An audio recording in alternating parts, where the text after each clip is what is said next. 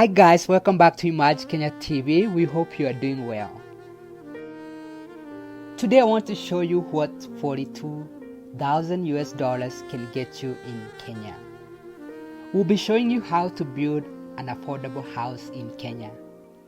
We want to introduce to you the 47 investment company in Kenya that will draw, design, and build an affordable house in Kenya. So today we are in Nairobi, Kenya, and we're gonna be showing you this affordable house they have built for their client at a cost of 42,000 US dollars. Please continue watching till the end. Like, share, comment down below, and consider subscribing if you haven't yet. Thank you so much.